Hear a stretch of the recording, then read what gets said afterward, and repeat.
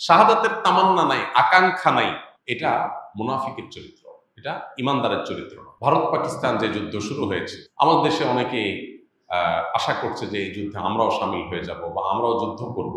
প্রথম কথা হলো যে নবী করিম সাল্লাল্লাহু আলাইহি সাল্লামের প্রতিশ্রুত সেই ঐতিহাসিক মুসলমানদেরকে বাতিলের বিরুদ্ধে লড়তে হবে, জীবন দিতে হবে, জিহাদে যেতে হবে, এটার জন্য মুসলমান প্রস্তুত থাকতে হবে। মুসলমান কখনো ভীতু হয়ে জীবন বাঁচানোর জন্য আপনার চেষ্টা করবে এবং শাহাদাতকে এড়ানোর চেষ্টা করবে, এটা মুসলমানের কাজ হতে পারে না। মুসলমান সবসময় শাহাদাতের তামান্না তার অন্তরে লালন করতে হবে। শাহাদাতের তামান্না নাই, আকাঙ্ক্ষা নাই, এটা মুনাফিকের চরিত্র, এটা ইমানদারের চরিত্র। তামান্না আমাদের থাকতে হবে যে আল্লাহ মৃত্যু যখন হবে, আল্লাহুম্মা ইন্নী আসআলুকা শাহাদাতান ফি সাবিলিক, ওমর রাদিয়াল্লাহু আনহু দোয়া করতেন, আল্লাহ আপনার কাছে আপনার রাহে শহীদ হয়ে যেন আমার মৃত্যু হয়, সেটাই আমি চাই। সাধারণ মৃত্যু আমরা চাইব না, এটা একজন ইমানদারের কামনা থাকবে। কিন্তু সাধারণ পরিস্থিতিতে আমরা যুদ্ধ আল্লাহর কাছ থেকে চেয়ে নিব না। শাহাদাত চাওয়া আর যুদ্ধ চাওয়া এক জিনিস না। দেখেন ওমর রাদিয়াল্লাহু তাআলা আনহু শহীদ হয়েছেন একজন অগ্নি পূজকের খঞ্জরের আঘাতে নামাজরত অবস্থায় তিনি মারা গেছেন, এবং শাহাদাতের মর্যাদা আল্লাহ তাকে দিবেন ইনশাআল্লাহ। অথচ তিনি কিন্তু কোনো লড়াইয়ে মারা যান নাই, এবং তিনি দোয়া করতেন, আল্লাহুম্মা ইন্নী আসআলুকা শাহাদাতান ফি সাবিলিক ওয়াল মাউত ফি বিলাদি হাবিবিক, আল্লাহ আপনার রাহে শাহাদাতও চাই, আবার আপনার রাসূলের শহরে মৃত্যুও চাই। কেউ কেউ মনে করতে এটা সাংঘর্ষিক দোয়া। শাহাদাত তামান্না করলে তো জিহাদের ময়দানে যেতে হবে, কিন্তু মদিনায় তো জিহাদ চলে না, জিহাদ তো বাইরে চলে। আবার চাচ্ছেন মদিনায় মরতে, দুইটা কিভাবে হয়? আল্লাহ তাআলা দুইটাই দিয়েছেন, শাহাদাতের মর্যাদাও দিয়েছেন, আবার মদিনাতে মৃত্যুও দিয়েছেন। এই জন্য ইমানদার আল্লাহর কাছে দোয়া করার আছে, দোয়া করবে, তামান্না লালন করতে হবে, স্বপ্ন লালন করতে হবে, চেতনা ধারণ করতে হবে, নাহলে ইমানদার হতে পারবে না। সবই ঠিক আছে, কিন্তু সুস্থ স্বাভাবিক অবস্থায় যদি কেউ আল্লাহর কাছে যুদ্ধ চেয়ে নেয়, সেটা কিন্তু কাম্য না। নবী সাল্লাল্লাহু আলাইহি ওয়াসাল্লাম আল্লাহর কাছে আমাদেরকে নিরাপত্তা চাইতে বলেছেন, যুদ্ধ না।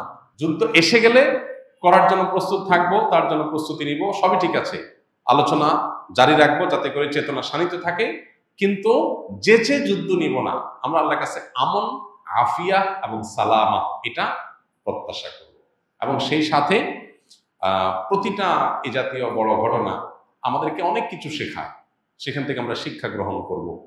আমরা সেখান থেকে বিভিন্ন আইব্রত, বিভিন্ন শিক্ষা এটা গ্রহণ করে আমাদের জীবনকে আলোকিত করব, সমৃদ্ধ করব, ইমানকে বাড়াবার চেষ্টা করব, এবং সেই সাথে মুসলমান হিসেবে অবশ্যই ইসলাম মুসলমানদের কল্যাণ, বিজয় এগুলো কামনা করব।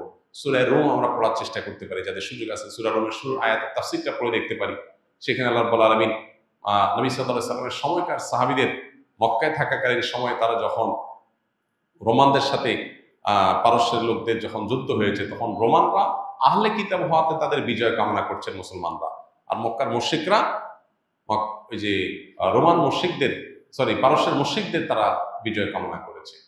তো এই যে মুসলমানরা নিজের মুসলিম ভাইও না, তারপরেও শুধুমাত্র আহলে কিতাব হওয়ার কারণে মুশরিকদের চাইতে কাছাকাছি আদর্শিকভাবে অবস্থান, সেই কারণে সমর্থন করার বিষয়টা সাহাবীদের মধ্যে দেখা গেছে, এবং আল্লাহ তাআলা সেটাকে অ্যাপ্রিসিয়েট করেছেন। এখান থেকে বোঝা গেছে যে কোনো যুদ্ধ বিগ্রহ, যে কোনো ঘটনায় দিন শেষে মুসলমান এবং ইসলামের কল্যাণকামী হবে, বিজয় প্রত্যাশী হবে, তার জন্য দোয়া করবে, তার জন্য সচেষ্ট থাকবে, সেটা তো অবশ্যই ইমানের দাবি, সেটা আমাদের করতে হবে। আল্লাহ আমাদেরকে, আমাদের প্রিয় স্বদেশকে নিরাপদ রাখুন, গোটা বিশ্বকে আল্লাহ নিরাপদ রাখুন, সকল প্রকার জুলুমের আল্লাহ তাআলা অবসান ঘটিয়ে দিন। মুসলমানদের উপরে যে সমস্ত জুলুম চলছে সারা বিশ্বব্যাপী, কোনো কিছু না করে মুসলমানরা দোষী প্রমাণ হওয়ার আগে মুসলমানদের দেশের উপর আক্রমণ, এই জিনিসগুলো থেকে আল্লাহ তাআলা আমাদের মুসলমানদেরকে হেফাজত করুন, আমাদের শক্তিমত্তাকে আল্লাহ তাআলা বৃদ্ধি করে দেন, বাড়িয়ে দিন।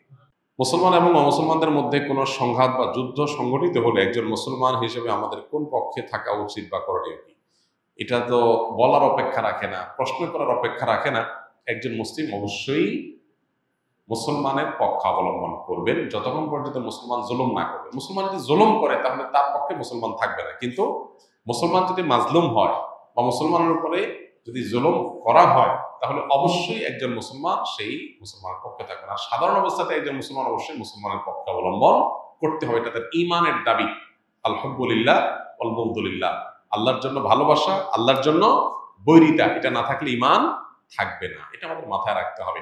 অতএব পৃথিবীর যে কোনো প্রান্তে মুসলমান আক্রান্ত হলে আমাদের মুসলমানদের পরস্পরের প্রতি সহমর্মিতা হতে হবে, একটা দেহের মতো। নবী সাল্লাল্লাহু আলাইহি ওয়াসাল্লাম বলেছেন, মাসালুল মুমিনিনা ফি তাওয়াদ্দুহিম ওয়া তারাহুমিহিম ওয়া তাআতুফিহিম কামাসালিল জাসাদ। সমস্ত মুসলমানদের পরস্পরের সহমর্মিতা, তাদের পরস্পরের প্রতি আন্তরিকতা, এগুলোর ক্ষেত্রে তারা একটা দেহের মতো। একটা দেহের এক অংশ যেরকম কষ্ট পেলে অন্য অংশ সেটাকে অনুভব করে, পুরো শরীরে সেটাকে কষ্ট অনুভব করে, ঠিক একইভাবে মুসলমানরা কোথাও আক্রান্ত হলে আমরা সবাই কষ্ট অনুভব করব, তাদের বিজয়ে আমরা খুশি হব। এটা আমাদের ইমানের দাবি, এটা ইমানের পাঠ। এখানে যদি আমরা অতি উদার হতে যাই, হ্যাঁ, এখানে যদি আমরা ধর্মের গণ্ডির ঊর্ধ্বে উঠে তথাকথিত মানবিক হতে যাই, তাহলে সেক্ষেত্রে কোনো কোনো ক্ষেত্রে ধর্ম থেকে, দিন থেকে, ইমান থেকে খারিজ হওয়ার আশঙ্কা আছে। এই বিষয়টা আমাদের মাথায় রাখতে হবে। আস সুন্নাহ ফাউন্ডেশন, উম্মার স্বার্থে সুন্নাহর সাথে।